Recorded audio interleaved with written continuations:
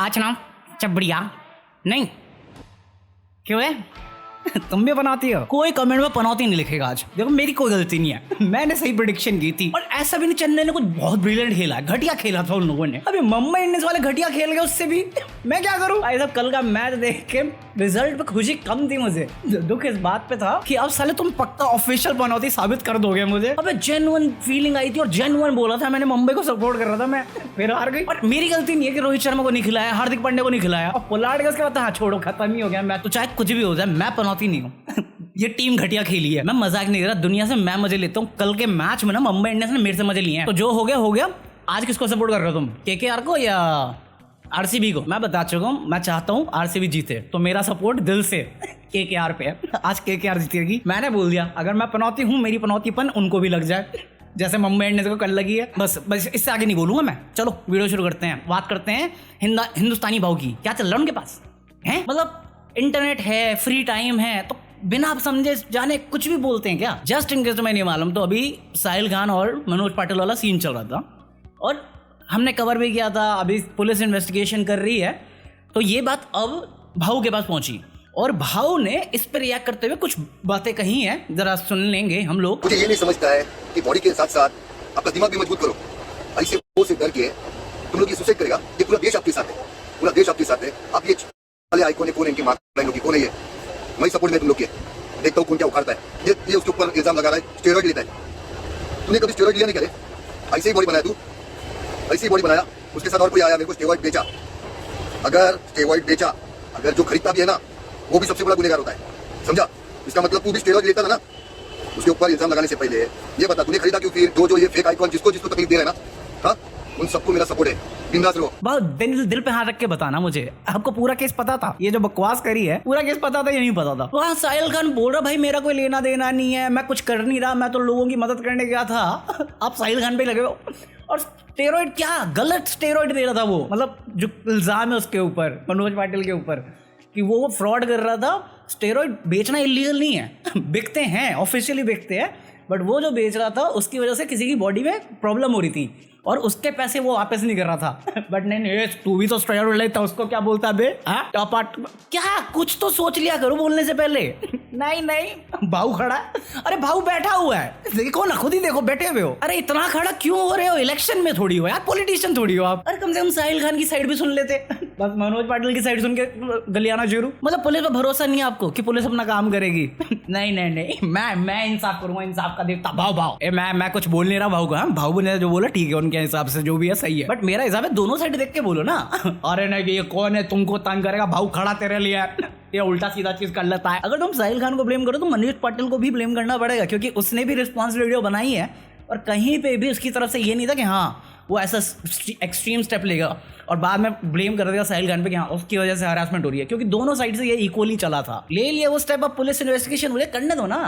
हाँ साहिल खान छाती पीट के कह रहा भैया मेरा कोई लेना देना नहीं है, वो फौजी आया था मेरे पास, उसके चक्कर में फंस गया मैं, और दो तीन लोग आ गए उनके चक्कर में फंस गया मैंने तो कुछ नहीं किया, मैं तो इंस्टाग्राम पे पोस्ट शेयर कर दी थी बस। और इतनी सारी बातें बोलने के बाद भी ना मैं भाव को ब्लेम नहीं कर सकता किसी भी चीज़ के लिए। भाव है, हमारे बड़े भाव हैं, ठीक है, उनका समझ में भी आता है वो इनोसेंट सोल हैं, काइंड हम्बल गाँव आदमी है।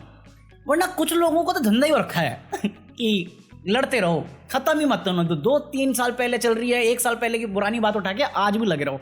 ऑफ कोर्स मैं बात कर रहा हूँ मूव फॉरवर्ड वर्सेस रफ्तार, जो अभी वापस शुरू हो गया है। जस्ट इन केस तो मैं नहीं मालूम, तो मूव फॉरवर्ड ने कोई नया गाना निकाला था जिसमें उसने पहले बोला था कि भाऊ को रोस्ट करेगा, बट फिर रफ्तार को रोस्ट कर दिया। और फिर Q&A कर रहा था इंस्टाग्राम पे, जहाँ पे कुछ लोगों ने रफ्तार और कृष्णा के ऊपर सवाल किए और वो उसी को रिप्लाई करता रहा, जो मुझे लगा अननेसेसरी है। जो बात हो गई, कच्चे सवाल रह गए हैं, तो कभी मिलना, उठोगे बैठोगे, दिल्ली में ही थे ना सबके भाई, सारे भाई दिल्ली में ही है ना, मिल लेना। मुंबई में भी काम होता है तो वहाँ पे भी जाओगे, वहाँ पे मिल लेना, कच्चे पक्के सारे सवाल सॉल्व हो जाएंगे।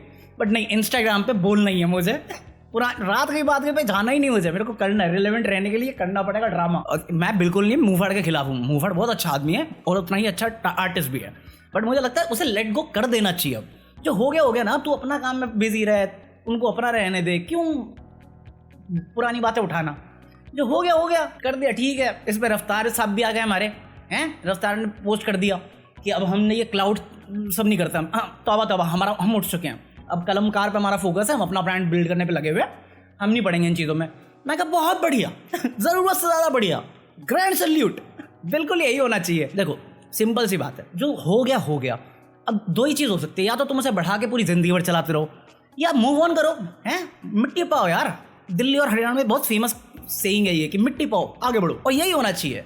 जैसे रफ्तार और कलमकार मूव ऑन कर गए, तुम भी कर जाओ यार, क्या पड़ता है, छोड़ना। उनके साथ नहीं बैठना, मेरे साथ बैठ जाओ, मैं तो बंदा भी बहुत सही हूँ। देख नहीं रहा कितना सही बंदा हुआ है, खूबसूरती देख रहा, टपक गई पसीना बन के। और ये भी छोड़ो यार, पंजाब चलते हो। दिलजीत पाजी के साथ क्या हो गया है?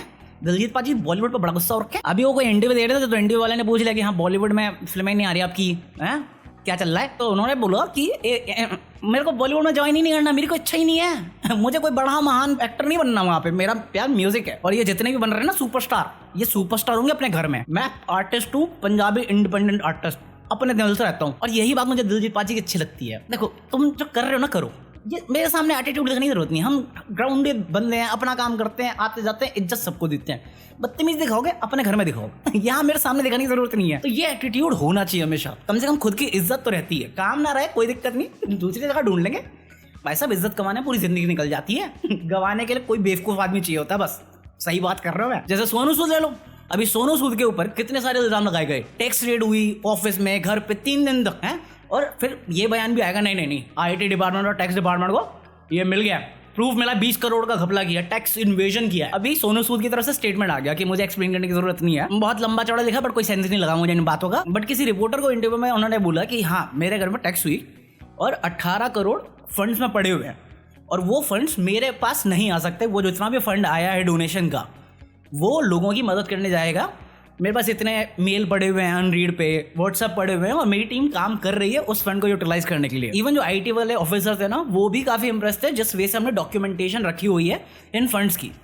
और जो फाइनल एक्यूजेशन लगा है सोनू सूद पे, वो है 2 करोड़ रुपए का, जो फॉरेन इन्वेस्टमेंट थी, फॉरेन क्राउड फंडिंग कोई प्लेटफॉर्म था, वहां से इकट्ठा किए गए थे, जो कोई लॉ के अगेंस्ट है, जिस वे पे उन पे सवाल उठाए गए हैं। बट ये सब होने के बाद, ये बयानबाजी करने के बाद, ये स्टेटमेंट रिलीज करने के बाद, आज भी ट्विटर पे स्कैम सूद ट्रेंड कर रहा है कि सोनू सूद ने पैसा खाया, 20 करोड़ रुपए खाया। मैं कहा 1 मिनट, या तो ये न्यूज वाले झूठ बोल रहे हैं, क्योंकि 2 दिन पहले कह रहे थे नहीं 20 करोड़ का घपला किया है, ऑफिसर्स के सोर्सेज पर पता चला है। सोनू सूद कह रहा है कि ऑफिसर तो मेरी तारीफ करके गए हैं कि हमने अच्छा डॉक्यूमेंट मेंटेन कर रखा है, हर चीज का जो सवाल के जवाब दिया है हमने। और ट्विटर पर जाके नहीं सोनू सूद नहीं, स्कैम सूद है ये। ऑफिसर्स अपना काम करते, जवाब देना सोनू सूद और उसकी टीम का काम था, वो दोनों करके चले गए। और अगर प्रूफ मिल गया है तो कोई एक्शन क्यों नहीं हो रहा है? मतलब लॉ अप्लाई नहीं होता फिर अगर फ्रॉड किया है तो, या वेट कर रहे हैं कि हाँ सोनू सूद भी भाग जाएगा? अगर प्रूफ नहीं मिला तभी तो वो बचा हुआ है ना अभी तक। और अगर फाइल कर दिया उन्होंने केस, तो इन्वेस्टिगेशन होगी और फिर जज के सामने जाएगा, वो प्रेडिक्शन देगा ना, मतलब जजमेंट देगा।